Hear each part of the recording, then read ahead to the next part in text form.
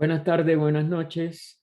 Continuamos hoy, domingo 23 de enero de 2022, en la página 181, 141 interna del compendio de la doctrina secreta de HPB, en el párrafo que empieza con las palabras la tercera ronda.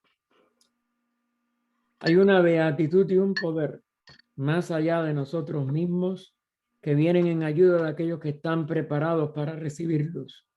Volvámonos hacia aquellas grandes fuentes de las cuales emanan incesantemente la fortaleza y la inspiración para todos los que, olvidando el yo, están resueltos a aprender y a compartir sin reservas.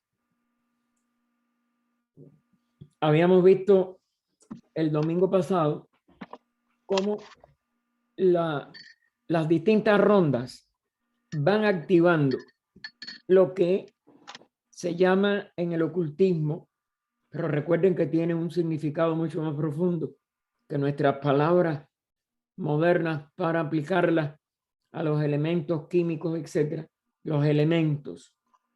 Y los que son 7, como toda expresión del universo. Y la primera ronda había activado el fuego y en esa primera ronda, como es natural, se necesitaba una primera manifestación de la vida y es mediante este fuego. En la segunda se activa el segundo elemento, el aire, y ya se hace un poquito más denso.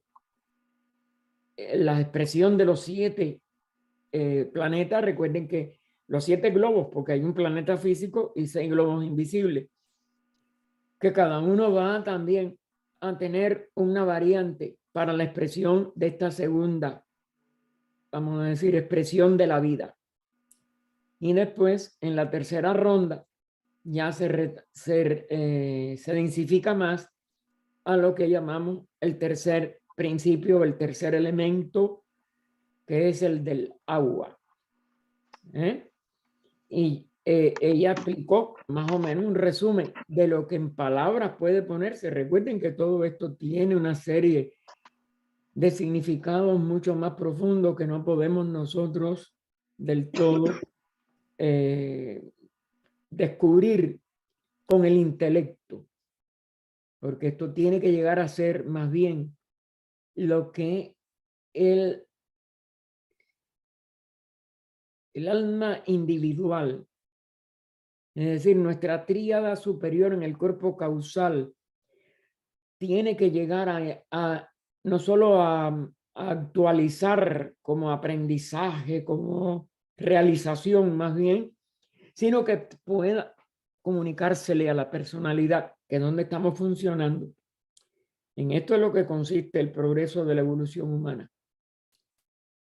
Pues bien, se desarrolló el tercero, ese elemento que es agua, al paso que la cuarta transformó la forma plástica y los fluidos gaseosos de nuestro globo en la esfera groseramente material, dura y encostrada, rocosa, que como también se le llama a veces, y ese es donde empieza precisamente la incrustación de la tierra y algunas de las eras geológicas que se han detectado por la ciencia materialista, en que estamos viviendo ahora, porque ya esta cuarta ronda llegó al periodo mundial de nuestra tierra, en donde entonces las 3 primeras razas reprodujeron condiciones propias de las 3 primeras rondas,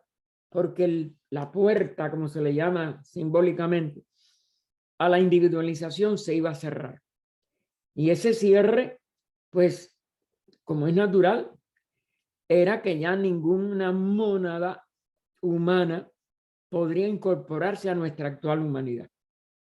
Y muchas, como es natural, de esta última etapa de individualización quizás no puedan alcanzar una gran evolución y no la completen en las 3 rondas y medias que quedan.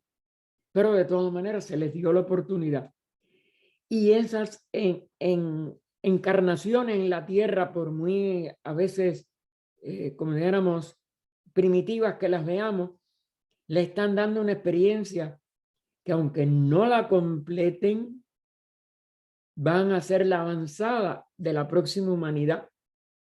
Porque lo que no se obtiene en una cadena planetaria, en una encarnación de la cadena planetaria, se tiene que completar en la siguiente. La ley de evolución nunca va para atrás. La ley de evolución nunca anula la expresión de la vida, porque la vida es universal, es una sola. Nada está separado, aunque en nuestro cuerpo nos parezca que estamos separados ahora unos de los otros. Y entonces Bumi, que es, ustedes saben el nombre que se le da en estas antiguas literaturas, en estas antiguas estancias, en este libro, decían, ha obtenido su 4º principio.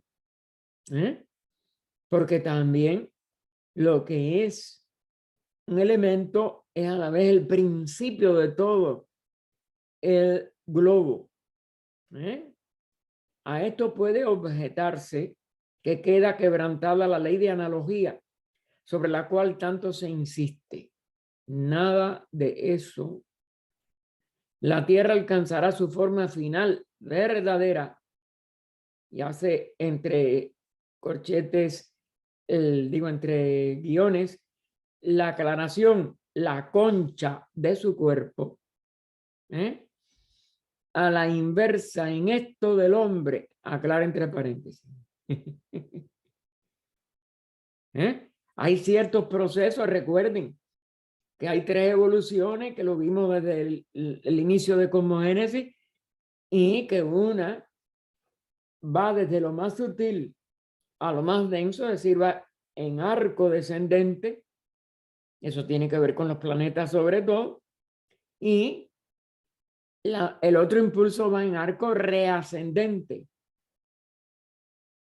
El de las mónadas que alcanzaron la individualización, sobre todo el reino humano, en la cadena lunar, y empiezan su evolución desde abajo, desde ese punto ínfimo de la individualización, pero todavía con toda la vibración que traemos del reino animal, para poder llegar a lo más sublime, a esa realidad del espíritu liberado de la ronda del ciclo aparentemente enorme, de promedio 777 encarnaciones, de nacimientos y muertes o de reencarnación, y cesar de ser un individuo para entonces elevarse a la jerarquía,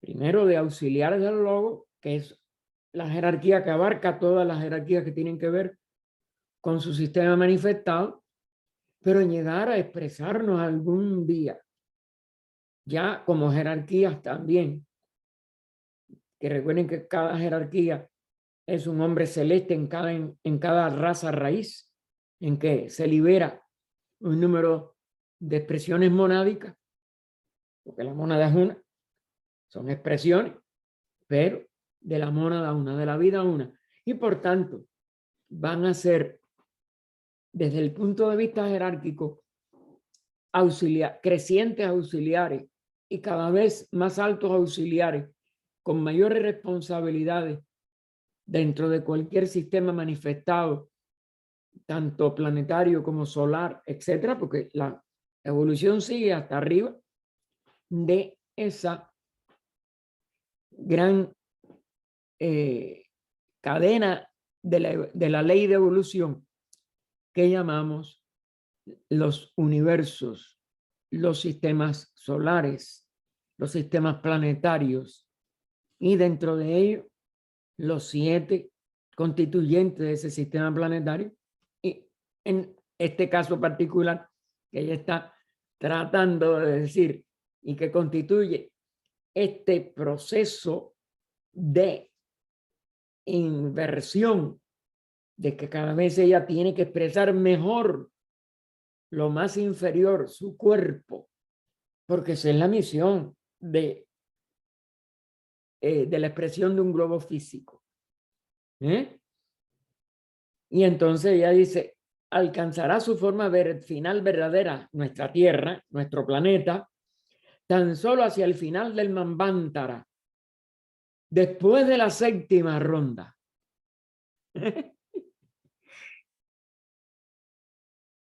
Cuando ya cumple su misión como globo, porque su misión como globo se aprende en este plano y se tiene que alcanzar su forma final al final del Manvántara, porque hasta el final del Manvántara mantiene su necesidad de manifestación y culmina en su cuerpo más denso de los 7 expresiones del sistema planetario.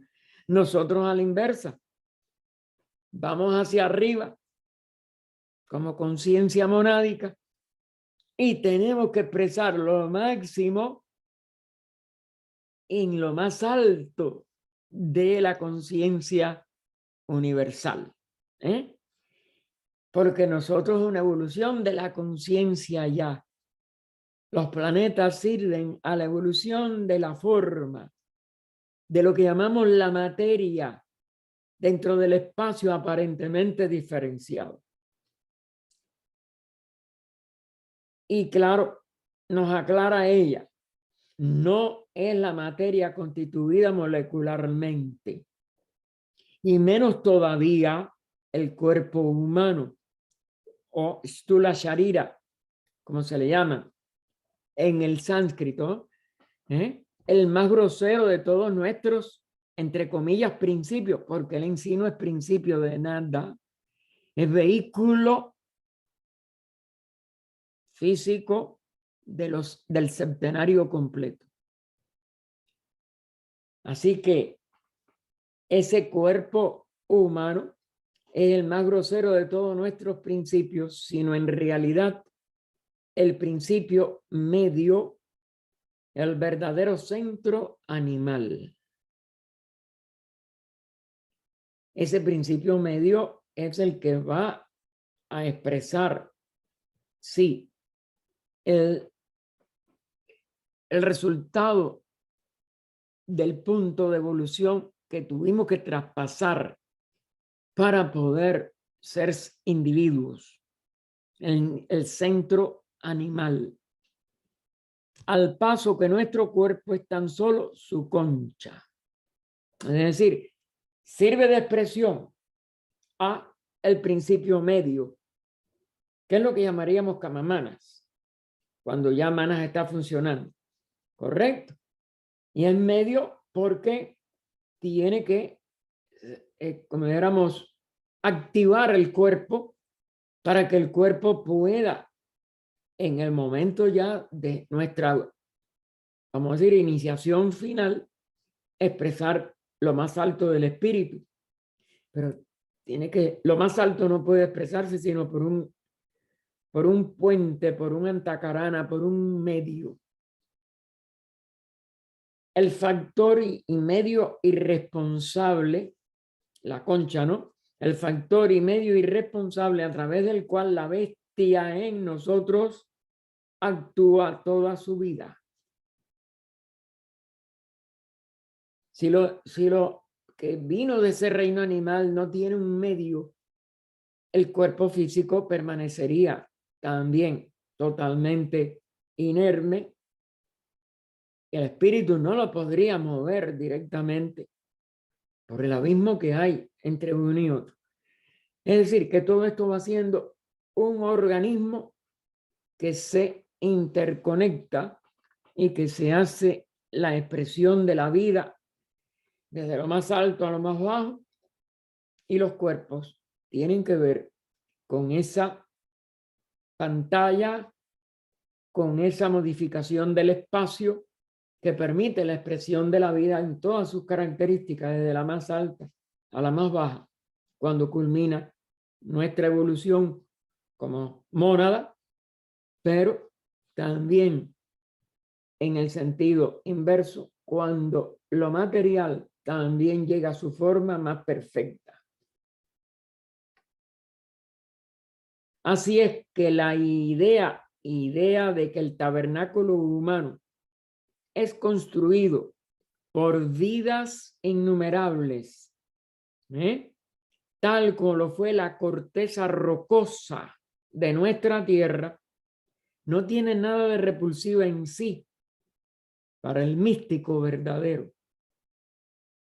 Místico, recuerden que es una condición no solo devocional o religiosa o de expresión de, como si dijéramos, de un anhelo por el espíritu, que es lo que es la verdadera devoción, sino que el místico verdadero es un ocultista también. Y por eso no puede tener nada de repulsivo que vea que todo en la manifestación, desde lo aparentemente más grosero, de lo aparentemente más bestial, pero insisto en la palabra aparente, es decir, mayábicamente, todo es una pieza imprescindible para que la vida total, hasta donde puede expresarse en lo relativo, pueda tener un vehículo adecuado para cada expresión, para cada estrato, desde el rocoso hasta el más, como éramos, imponderable, y todos son útiles y todos son necesarios. Ni puede la ciencia oponerse a la enseñanza ocultista, pues no, porque el microscopio no logrará jamás detectar al átomo viviente primordial, es decir, el verdadero átomo ultérrimo, como también se le después Besant y Leibniz le llamaron en sus investigaciones, o la vida puede rechazar la doctrina. Es decir, el verdadero átomo viviente primordial es la vida ya casi que como si dijéramos pura. Pero la ciencia algún día no podrá rechazar esta doctrina. Difícil, tanto desde el punto de vista de la ciencia materialista, que en el siglo XIX, sobre todo cuando esta obra se escribió, creía que ya había llegado a conocer toda la materia, como los que, no habiendo alcanzado la estatura de lo que en el cristianismo el varón perfecto en Cristo, en el ocultismo, el adepto autorrealizado, pero es lo mismo, no pueden muchas veces concebir, o no podemos, porque nosotros estamos entre los que no hemos alcanzado esa estatura, que es una sola, ni hemos podido tampoco comprobar como ocultistas ya autorrealizados. El adepto es el único que comprueba esto que ella está hablando aquí. ¿Cómo puede conocer al átomo viviente primordial? Es la vida, porque ya logra desentrañar la vida en su integridad y en su pureza total dentro de sí. Y por eso la puede descubrir aún en la última expresión o la primera, al revés, porque ese es por donde empieza a manifestarse un universo, o la primera modificación del espacio, que es cuando la vida se encierra por primera vez en una forma simple, no molecular. Ese es el único átomo verdadero, el átomo viviente primordial, porque es vida con una sola vestidurita o una proyección de lo que va a ser su primera vestidura, o lo que constituye su primera vestidura, para hablar con más propiedad. El inciso C nos dice, HPV, nos enseña la ciencia que los organismos del hombre y del animal, lo mismo vivos que muertos, que es una apariencia, nada muere, bullen con bacterias de un centenar de diversas especies. Pero la ciencia no ha ido todavía tan lejos como la doctrina oculta en asegurar, y aquí sí, los grandes adeptos con total comprensión, mientras que la ciencia lo hacía con un vano orgullo de que ya sabían todas las leyes de la naturaleza, con nada más conocer una pequeña parte aún del mundo físico. Pero la doctrina oculta sí asegura que nuestros cuerpos, lo mismo que los de los animales, plantas y piedras, es decir, todos los reinos conocidos de la naturaleza, están por completo construidos de semejantes seres, átomos de vida. Las transmigraciones de los átomos de vida están en un artículo que ella publicó, están en sus obras completas, búsquenlo. Es muy instructivo esa enseñanza de HPV sobre los átomos de vida, los cuales, exceptuando las especies mayores, ningún microscopio puede revelar. Y posiblemente todavía ni aun los más modernos nuestros tampoco lo puedan llegar. En lo que se refiere a las porciones puramente animal y material del hombre, hállase la ciencia hasta ahora en camino de descubrimientos que se acercarán mucho a la corroboración de esta teoría. Y ya en muchas de las cosas del siglo XX nos hemos seguido acercando. Pero la comprensión verdadera de esos descubrimientos como vida evolucionante y vida esencialmente, como éramos, básica de todas las expresiones de la vida, todavía la mayoría de los científicos están muy lejos de comprenderlo. La química y la fisiología son los dos grandes magos del futuro, porque la química llegará a ser como dijéramos, la antesala de la antigua alquimia verdadera. Y la fisiología se irá, como si dijéramos, ampliando a comprender no solo el funcionamiento de este cuerpo físico que todos más o menos se ha adelantado mucho en los estudios fisiológicos del mismo, pero que no son ni mucho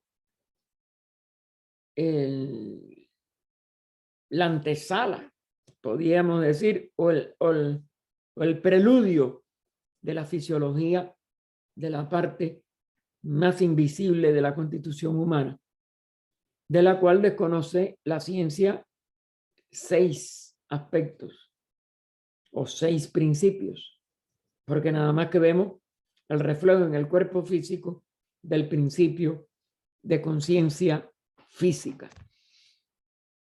Pero por eso se serán los grandes magos del futuro, porque mago es el que domina la magia, y la magia es la ciencia del total del universo manifestado, no la ciencia de una séptima parte de ese universo, y el más material, que es el físico.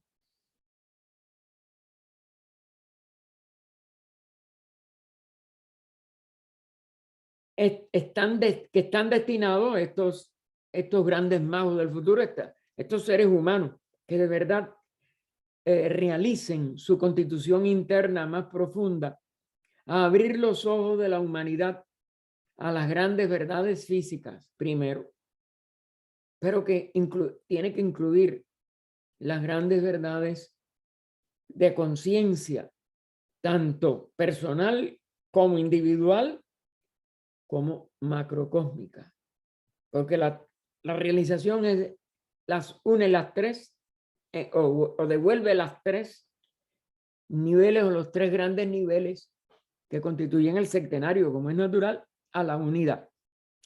Cada día se demuestra más y más claramente la identidad entre el animal y el hombre físico, pero no lo aplicamos y lo seguimos torturando, matando, ingiriendo sus cadáveres y usándolos para todo lo que nos place, como si fueran seres insencientes. Y lo justificamos, no, es que es para el bien del hombre, pero es que es la misma vida.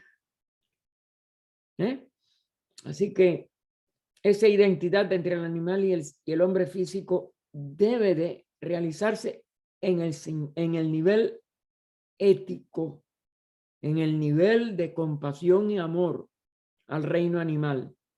Entre la planta y el hombre, que también destruimos a veces inmisericordiamente, a pesar de que también nos sirve de alimento, debe de ser nuestro alimento único, y porque ella no tiene el sistema nervioso que tiene, pero el despreciarla, el ignorar su vida, es otra exageración y otra ingratitud.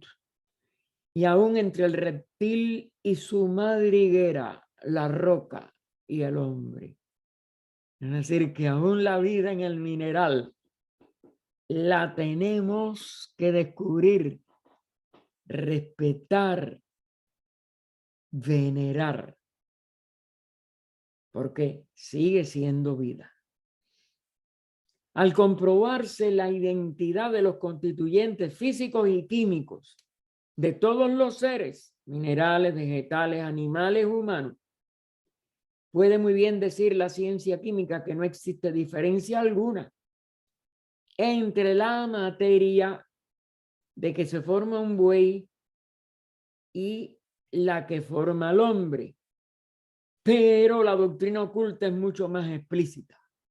Es decir, nunca podemos nada más que buscar un punto y ya dejarlo ahí.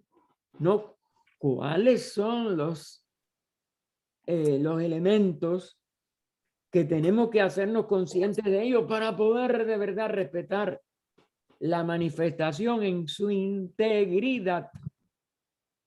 ¿Qué dice la doctrina oculta? Ella dice, no solamente los constituyentes químicos son los mismos, sino que las mismas vidas invisibles, infinitesimales, componen los átomos de los cuerpos de la montaña y de la margarita, del hombre y de la hormiga, del elefante y del árbol que le resguarda del sol.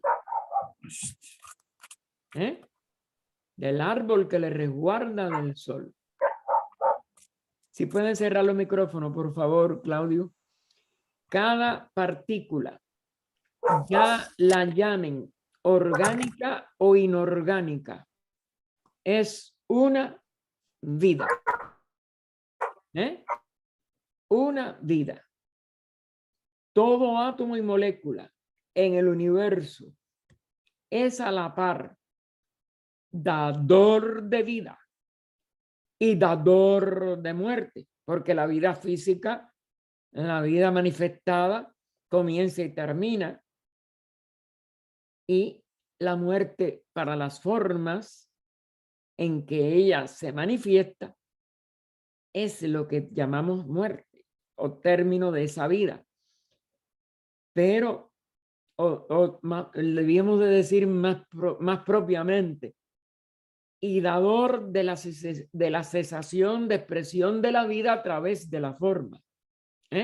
Porque en realidad la muerte como tal, como destrucción o como total ausencia de ella misma y de sus expresiones, es imposible. Ella solo se transmuta, se transforma, se expresa diferente y desaparece de una forma para aparecer en otra, porque en realidad, mientras dura un ciclo de Manvantara, esa vida que se expresa es también la misma, la total, estable e imperecedera, raíz de todo lo que se manifiesta. Y al final de un sistema total, es decir, al final de un Mahamanvantara, lo único que hace es reabsorberse en el espacio, desaparece su expresión que ha alterado ese espacio, o sea, el maya de diferencias, y la unidad que nunca cesa reposa en sí misma, ignota, es decir, aún sin identificarse a ella misma. Por eso, esa es una frase que está, si mal no recuerdo, en el proemio, para sí mismo ignota. Es decir, desconocida aún para sí misma, la seidad como es natural, al no ser mientras no está manifestado algo de la seidad o los aspectos de la seidad macrocósmicos y microcósmicos que se expresan en nuestro sistema actual, pues cuando ya el sistema no existe, un Mahapralaya, pues está nada más que esa seidad en sí misma y para sí misma ignota. Porque si se conociera, para conocer algo o para conocerse a sí misma, necesita de esa expresión manifestada de los seres, ya sea los logos cósmicos, ya sea un logo solar, etcétera, con todas las jerarquías que le acompañan en la manifestación. Pero durante un Mahapralaya, ese es un misterio aún para sí misma, para esa seidad en sí misma. Así como del mismo modo, ese proceso destruye y cambia eternamente las formas y expele a esas almas de sus mansiones temporales. Es decir, que ninguna forma se mantiene, como si dijéramos, permanentemente desde el inicio hasta el final de un Manvantara. Una de las características de la expresión manvantárica es su constante movimiento perceptible, como durante el Mahapralaya, nada más que se convierte en el símbolo de un movimiento abstracto absoluto, es decir, no distinguible, en el espacio abstracto absoluto, que son los dos únicos símbolos de la seidad o de la realidad total, de la realidad una. Nos dice también en las palabras de nuestro mundo o de nuestras apreciaciones, crea y mata. No puede crear nada porque lo único que hace es dar forma a ideas, y no puede matar nada porque la vida es lo que es. No mengua, no aumenta, no puede en realidad morir. Y claro, en la manifestación estas son dos de los aspectos del Maya, de las apariencias. Crear una forma, disolver esa forma o manifestar esa forma, más bien, emanar, lo que son emanaciones de formas que después se desintegran. Eso es a lo que llamamos en nuestro lenguaje coloquial, crear y matar, genera y destruir. Así, y eso es de por sí, es decir, es una condición esencial de la manifestación. Trae a la existencia y aniquila a ese misterio de los misterios el cuerpo viviente del hombre.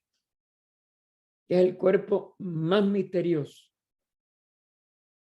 porque es el único que sirve dentro de todos los cuerpos de todas las especies a la expresión de una vida que tiene las tres características esenciales del demiurgo o logos, ya sea universal, solar, planetario, que tiene los tres aspectos que se reflejan también o se plasman mayábicamente en el espacio como las tres cualidades esenciales o gunas que le llaman en el oriente de la materia, es decir,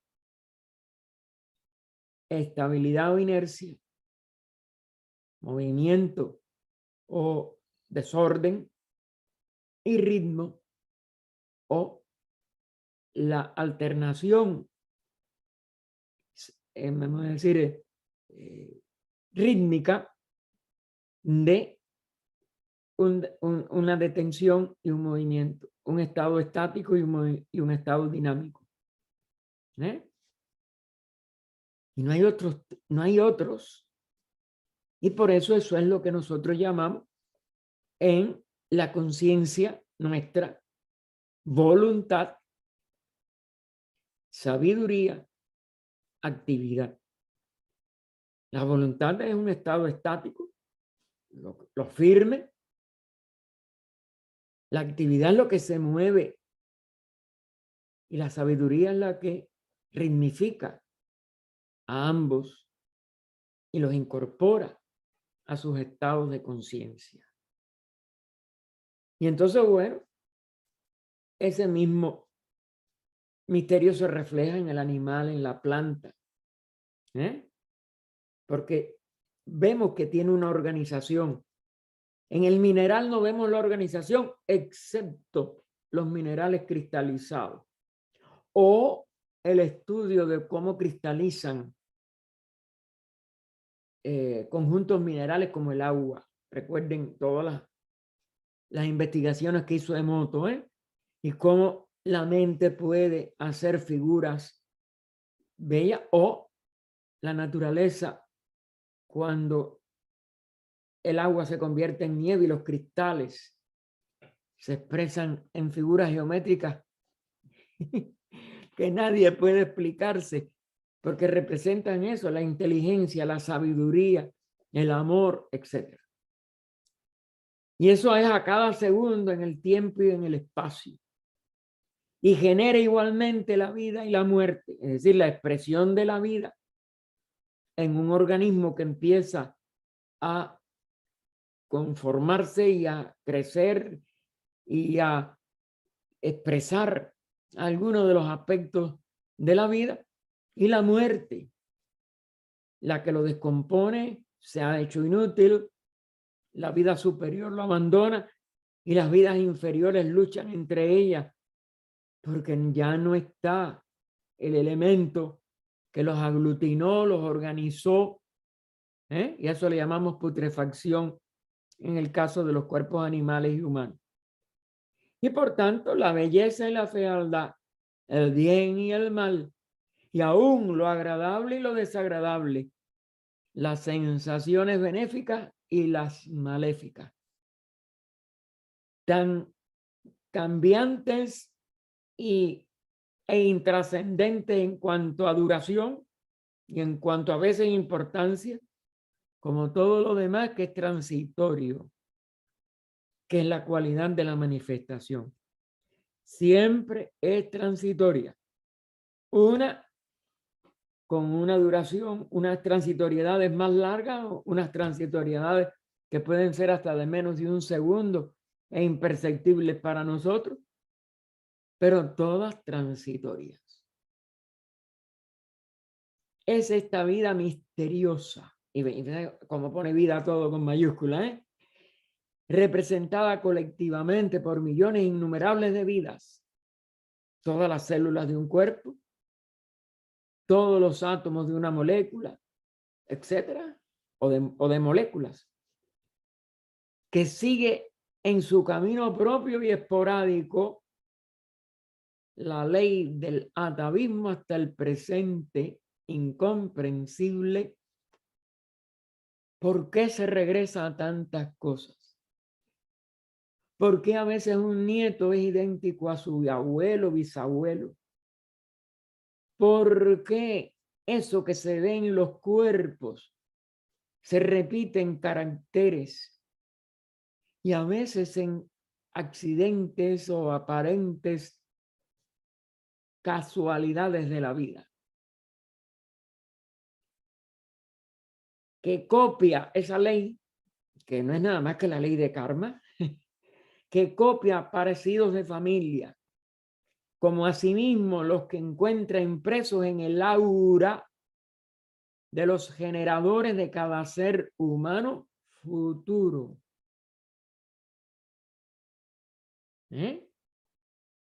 Todo eso se descubrió muy posteriormente a que HPV lo dijera así con respecto aún a lo físico, en el ADN, y todavía queda mucho por descubrir, aún del ADN, pero esto no se conocía.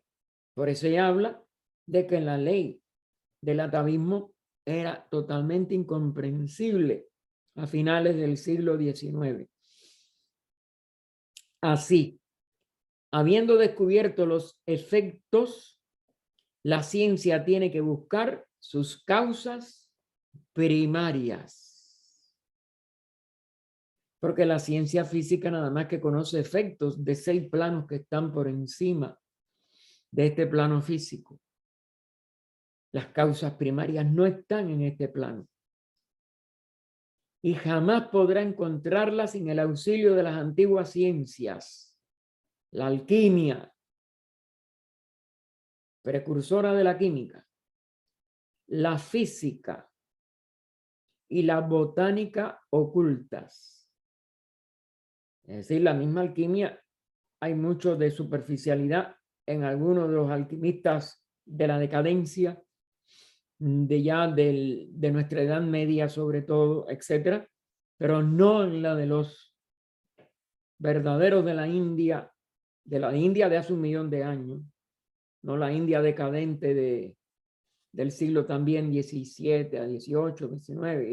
Y bueno, desde la muerte de Krishna para acá, ya la India no fue la India, la verdadera Yavartha de la antigüedad.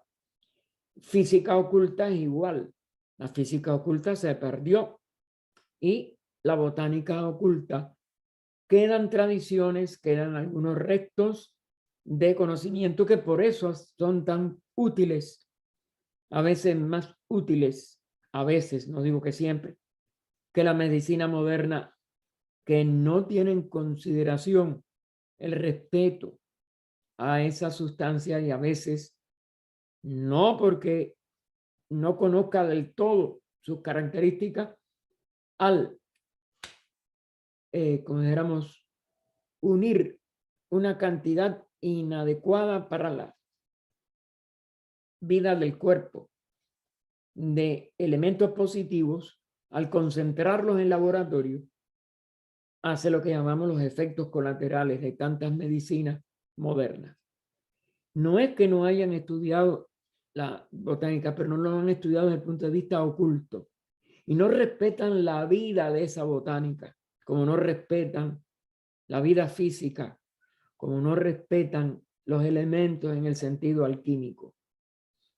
Se nos enseña que todo cambio fisiológico, además de los fenómenos patológicos, las enfermedades y aún más la vida misma, o más bien los fenómenos objetivos de la vida, producidos por ciertas condiciones y cambios en los tejidos del cuerpo, que tiene mucho que ver con lo psíquico-espiritual. Otra, aunque se hable ya de ciertas enfermedades psicosomáticas, no se estudian más allá de algunos niveles psíquicos y lo espiritual se deja totalmente de lado. Así que las enfermedades, o más bien la vida misma, o más bien los fenómenos objetivos de la vida, producidos por ciertas condiciones y cambios en los tejidos del cuerpo, que permiten y fuerzan a la vida a que actúe en aquel cuerpo, que todo esto es debido a esos invisibles creadores cuando están en la etapa de formar y de edificar un nuevo cuerpo, y destructores cuando lo están disolviendo, llamados microbios, de un modo tan vago y general.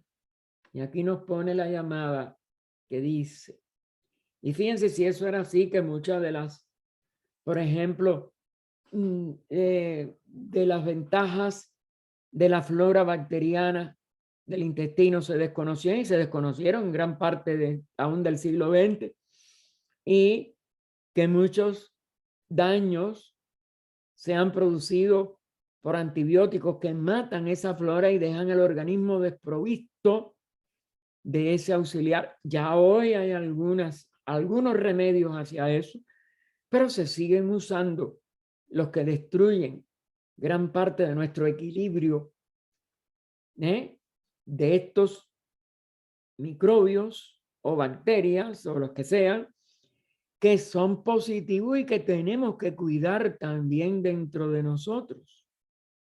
Y falta mucho por avanzar. En esta llamada ella nos dice, pudiera suponerse que estas vidas ígneas y los microbios de la ciencia son idénticos. Esto no es cierto. Las vidas ígneas constituyen la séptima y más elevada subdivisión del plano de la materia y corresponden en el individuo con la vida una del universo, si bien únicamente en ese plano. Es decir, no la podemos traer hasta aquí, hasta abajo. Los microbios de la ciencia son la subdivisión primera y más inferior en el segundo plano, el de prana o vida material. Prana, recuerden que lo hay en los 7 planos, pero en este segundo plano, en la vida material. Perdónenme un momentico, yo regreso enseguida.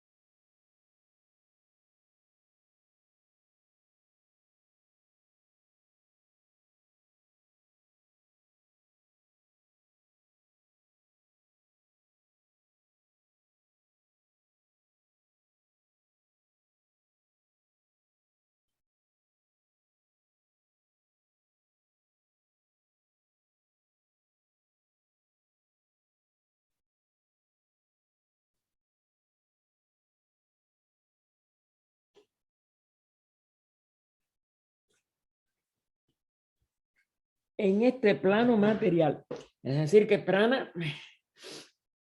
también tiene que ver, pero tiene sus microbios, vamos a decir, pero pertenecen al segundo plano y no a la más elevada subdivisión del plano o séptima del plano de materia. Fíjense que hay cinco subdivisiones por el medio. El cuerpo físico del hombre sufre un completo cambio de estructura cada 7 años. Otra cosa que está en muchas enseñanzas antiguas, creo que también fue tratado en algún momento en las cartas de los maestros. Cada 7 años no hay un solo elemento en nuestros cuerpos que haya estado anteriormente. El cambio es completo. Se decía que las células del cerebro no, que esto, que lo otro, ya se sabe que a través de todos sus procesos de asimilación y excreción, aunque muchas células no se renueven, pero el cerebro sí renueva muchas células, eso también está probado. Pero bueno, de todas maneras, todo punto, todo átomo del cuerpo físico ha sido cambiado cada 7 años siempre. Y su destrucción y conservación son debidas a las funciones alternadas. Es decir, que toda esa, todo ese, vamos a decir, movimiento, uno destructivo, el otro que conserva ciertas cosas, y todo eso son funciones alternadas de las vidas ígneas que hacen una función de cambio, de expulsión de lo que ya no es útil o destructor, y que, como dijéramos, manifiestan o construyen una nueva expresión de esa vida en ese nivel. Son constructores, sacrificándose ellas mismas, porque las que van a entrar a formar parte son las que constituyen a partir de ese momento parte de nosotros, de nuestros cuerpos, ¿no? En forma de vitalidad. Esa es la característica que damos de lo que llamamos prana, para contener la influencia destructora de los microbios y proporcionando a esto lo que es necesario. Les obligan, es decir, es como ¿cómo se llama? Un vigilante que lleva, que enseña o lo obliga, si no lo puede aprender, a que cumpla la función que tiene que hacer para que los cuerpos todos se mantengan mientras son necesarios y útiles a nuestra manifestación. Les obligan bajo esa restricción a construir el cuerpo material y sus células. Son los que van variando todo nuestro cuerpo cada 7 años. También son destructoras cuando esa restricción desaparece y los microbios carentes de la energía vital constructora quedan en libertad para hacer estragos como agentes destructores, es decir, cuando nos enfermamos. Y eso es gran parte de lo que todavía no se ha descubierto, de por qué no hay momentos en que no se puede mantener la salud si internamente no cambiamos en un nivel más profundo o si nuestro karma no lo permite. Así, durante la primera mitad de la vida del hombre, los primeros 5 periodos de 7 años cada uno, 7 por 5, 35, desde que nacemos a los 35 años, las vidas ígneas están indirectamente dedicadas a construir el cuerpo material del hombre. La vida se halla en la escala ascendente y se emplea la fuerza en construcción y aumento. Después de pasado este periodo de 35 a 42, el primer periodo de 7 años, principia la edad de retroceso, y como la tarea de las vidas ígneas les agota su energía, comienza también la obra de destrucción y de decadencia. Aunque nosotros creamos que podemos seguir por muchos años más, pero internamente este proceso empieza desde ese 6º periodo de 7 años, y si hubo 5 de construcción y el promedio de vida humana es más o menos 70 años, esos 6 ya van de decadencia destructiva.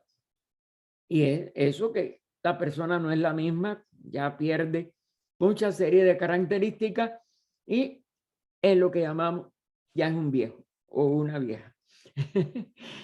Eso, fíjense cómo tenemos aquí una verdadera enseñanza oculta, extraordinariamente importante para comprendernos como cuerpo a nosotros mismos Y si lo aplicamos a la parte interna, comprendernos también, porque cada una de las 5 primeras etapas tiene que ver con los 5, el quíntuple mundo, donde se manifiesta nuestro centenario.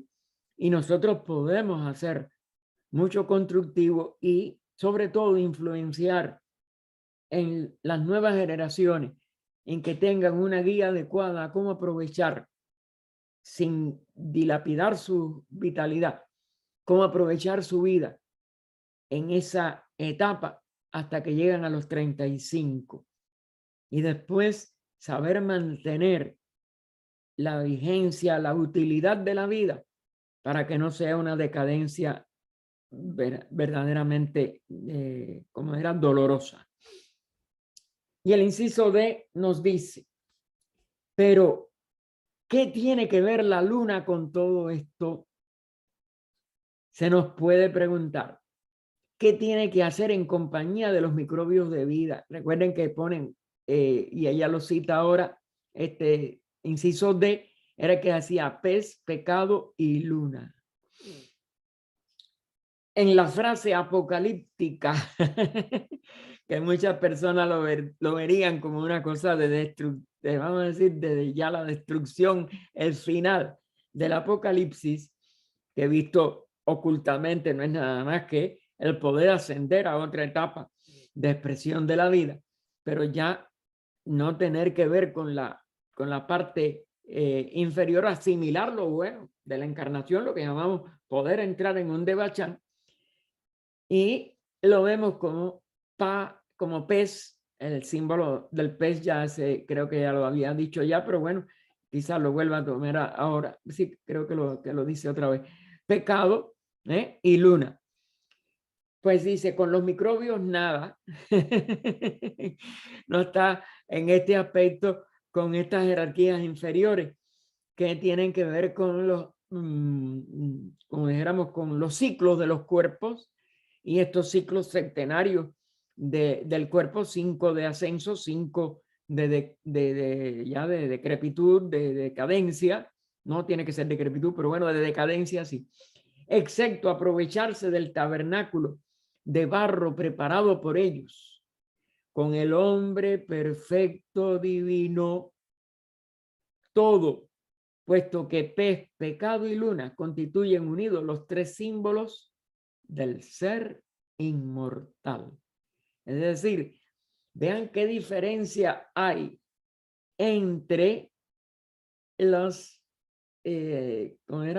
palabras que pueden ser tomadas como negatividad, las 3, y sin embargo son un símbolo de nuestra tríada espiritual, que es el ser inmortal.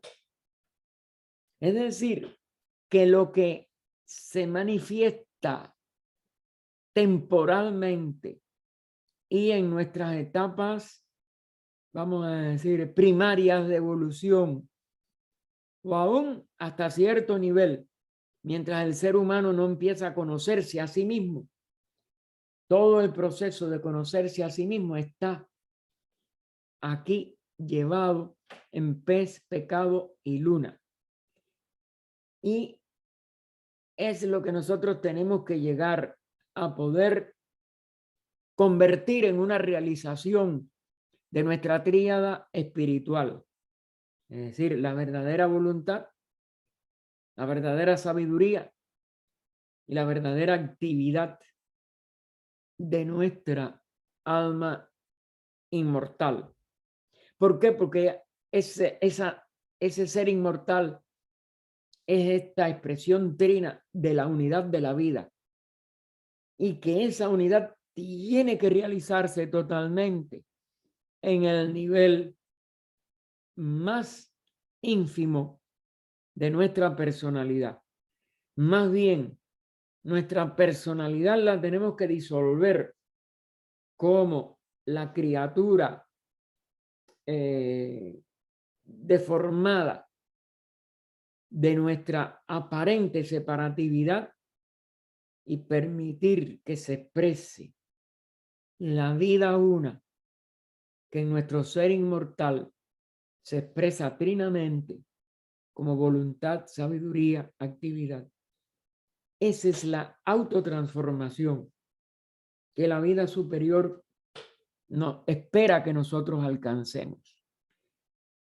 Lo tenemos que dejar aquí para comenzar el próximo domingo en la sexta loca de esta estancia, que sí la vamos a leer un momentico, para que también ustedes, si quieren, vayan tratando de irla, vamos a decir, meditando, reflexionando.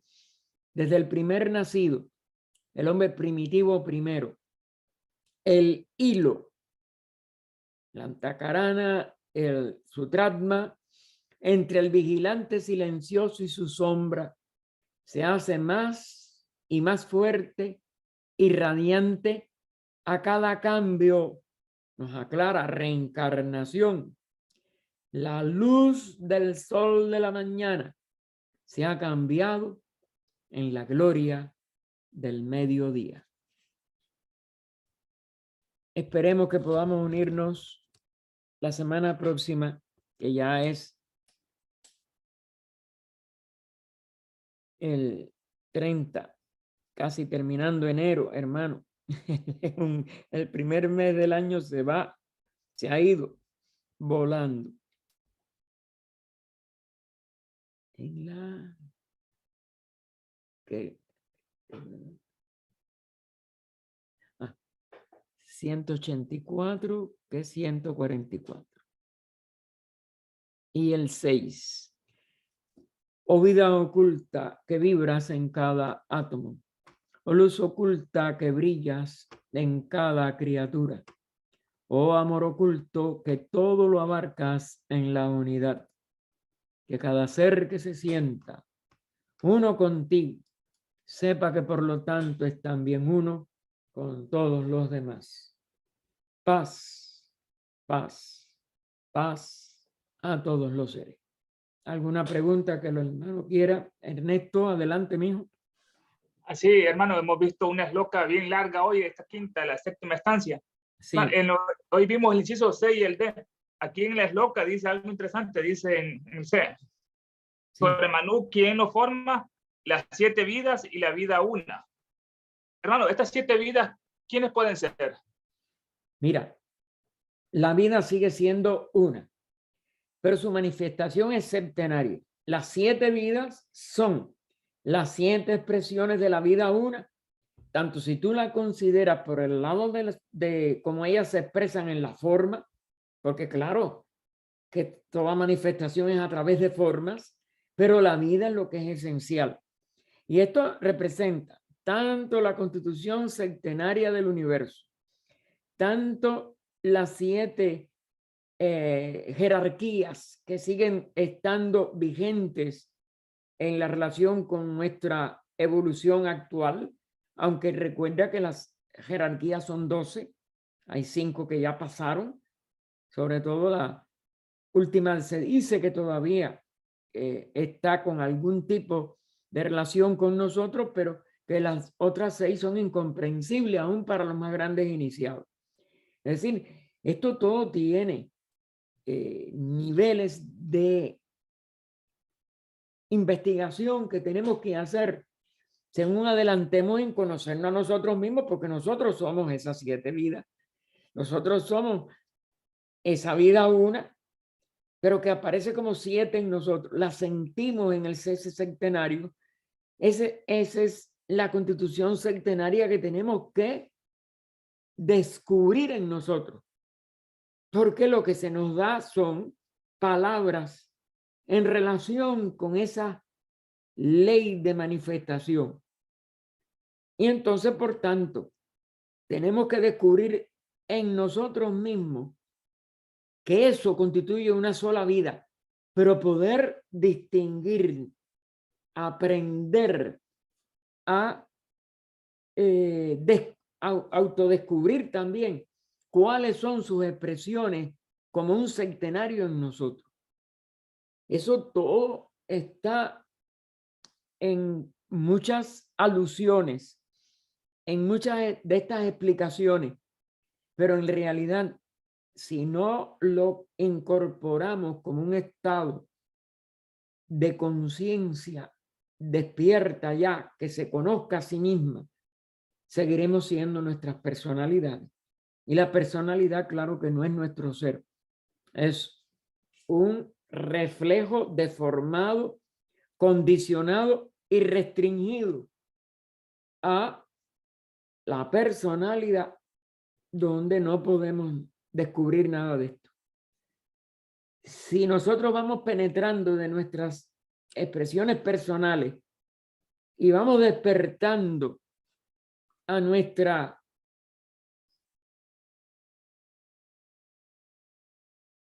individualidad inmortal, porque la personalidad es mortal. Y a la personalidad nunca vamos a poder obtener más nada que cosas transitorias. Pero la personalidad puede de verdad, por pureza de vida, por amor, por sentido de unidad, con todas las expresiones de vida a nuestro alrededor, desde el mineral a la planta, el animal, pero sobre todo a la humanidad.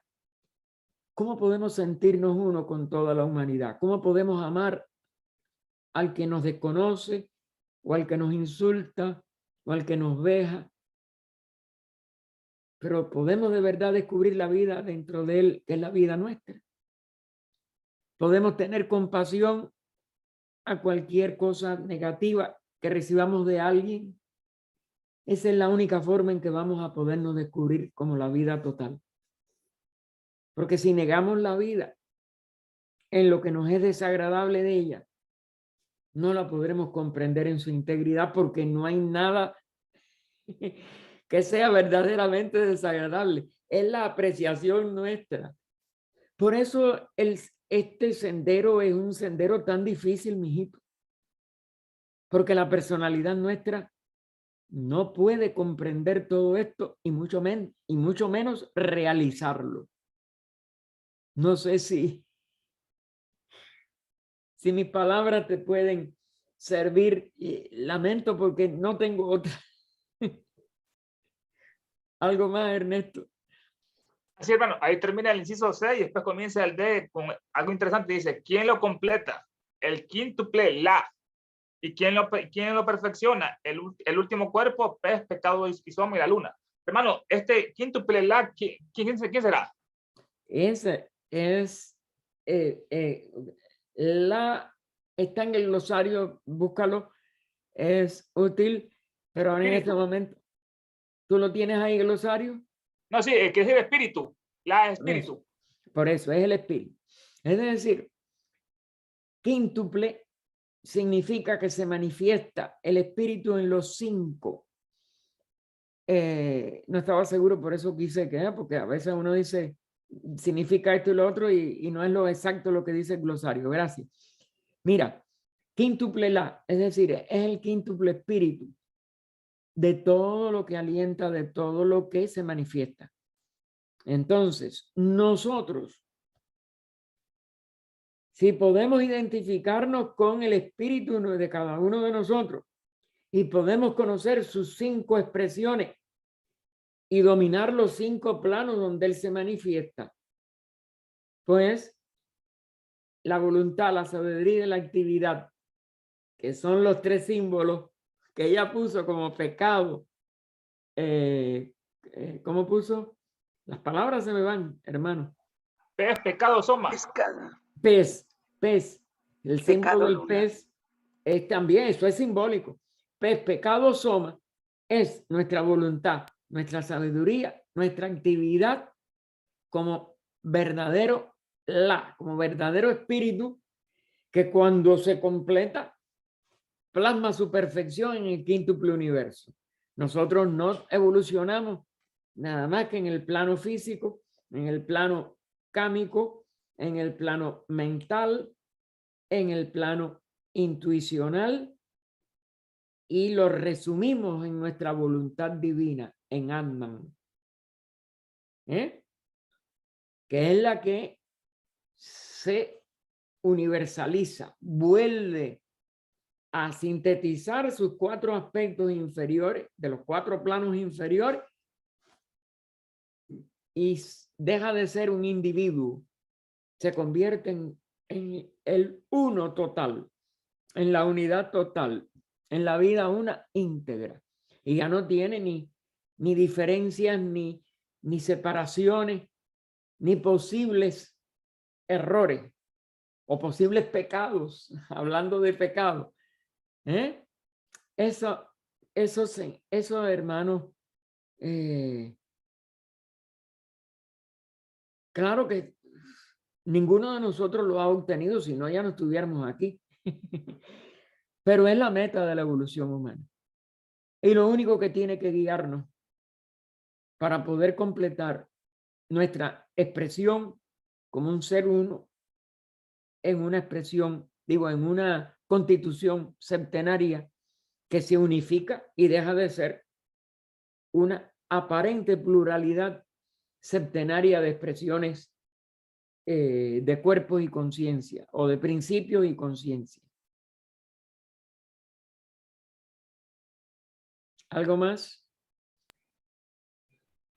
Gracias, hermano. No, por nada. Georgina, adelante. Muchas gracias, buenas tardes, querido hermano Gaspar. A mí me encantó esta clase el día de hoy porque me sentí como que estaba en la clase de biología combinada, efectivamente como dice aquí el texto, la química y la fisiología. Pero me llamó mucho la atención cuando hablamos de los creadores, invisibles creadores y destructores llamados microbios. Y creo yo que esto es tan cierto porque el organismo necesita lamentablemente de algunos microorganismos que son necesarios para mantener ese equilibrio. Claro. Y es un también equilibrio. Ahora le diste dije la palabra exacta. clave. Perdón, ok. Clave, sí, clave, ok. Sí. Y qué hermoso porque me llamó también la atención de cuando habla de estos 5 periodos de 7, se me vino a la mente. Recuerdo que cuando nació mi hija, nació con un sobrepeso, en aquel entonces no era normal que una niña pesara 4 kilos y cacho, porque ya era considerada anormal. Entonces, sí, como todo lo que ellos... le indicaron que cada 7 años, un chequeo de glucosa, de azúcar, para que se detectara, se descartara la posibilidad que pudiera degenerar en diabética. Diabetes, exactamente. Sí. Entonces, te digo que hoy me sentí en clase de biología, fisiología, y bueno, yo no sé si Madame Blavatsky en su época, híjole, la verdad es que hoy me quedé impactada porque cómo pudo poner esas frases claves, inspirada bonitas. por los maestros. Okay. Esto demuestra de que ella, por ejemplo, si tú buscas hojas de un viejo diario del coronel Olcott, que él fue testigo de cómo ella fue escribiendo Isis sin velo, y Olcott da ahí el testimonio de cuántos maestros que hasta la escritura de ella cambiaba, pero que cambiaba a veces su rostro. De la época de la doctrina secreta, no hay bueno, ahí sí el testimonio de ella, cuando le escribe a su tía, que tú sabes que nada más que era 4 años mayor que ella, Nadezhda, del misterio que ella misma primero la asustó, porque sentía que el maestro cada vez estaba vamos a decir más tiempo, pero después permanentemente dentro de ella. ¿Qué clase de rapport, qué clase de unión, qué comunión verdadera de los santos hicieron? Pero y bueno, después, perdón. ya Olcott, como tú sabes, no estaba con ella cuando ella escribió la doctrina entre Wurzburgo, Ostende, en Bélgica, y después Londres. Pero hubo, no sé si fue a Wurzburgo o ya en Londres, no me recuerdo en el lugar, va el hermano, que era un gran científico, etcétera, que después fue presidente de la sección alemana, no recuerdo ahora su nombre, pero está en la biografía de Sylvia Cranston. Y él se quedó en el cuarto donde Blavatsky vivía así, como si fuera una pobrecita. Y fíjate el abolengo de ella, pobrecita. Bien, pero no, ella supo renunciar a todo aquello. Pero bueno, y él tenía que dormir al lado del escritorio donde ella escribía la doctrina secreta. Y este alemán, que no recuerdo ahora su nombre, su apellido, porque yo lo que tengo es el apellido, da el testimonio de que había noches que ella se había acostado y que él a veces sentía que había, porque tenía su sensibilidad, no era clarividente, pero tenía su sensibilidad. Pero cuando él se levantaba veía las páginas enteras que ella no había escrito, escritas por el maestro. Mucho de esto que estamos leyendo fueron indudablemente esas páginas. Aún físicamente ella no escribió muchas de esos manuscritos. Era el maestro. Y el maestro tenía, como es natural, un dominio no solo más alto, sino una sabiduría de lo que podía la humanidad recibir. Por eso ellos se lo ponen a Olcott. Esta obra es del siglo de venidero, no es de ahora, y representa todo lo que la humanidad puede recibir en esta época, claro, sin el peligro de que lo usara mal. Bueno, Esa es la realidad, esa es la realidad de esta obra. Muy bonita esta clase. Y ya por último, mi querido Sí. hermano Gaspar, cuando estamos hablando de crea y mata, genera y destruye, bueno, eso no es más que la ley de Lavoisier. La materia no se crea, solamente se transforma. Digo, no se crea ni se destruye, Sí, claro. solamente se transforma. Porque es en realidad es el espacio. Que lo único que logos y sus jerarquías diferencian aparentemente, pero es un estado de conciencia, un estado de ideación que hace aparecer como diferente lo que sigue siendo la unidad. Recuerden que no tenemos nunca que regresar a nada. La unidad es, y es lo único que es.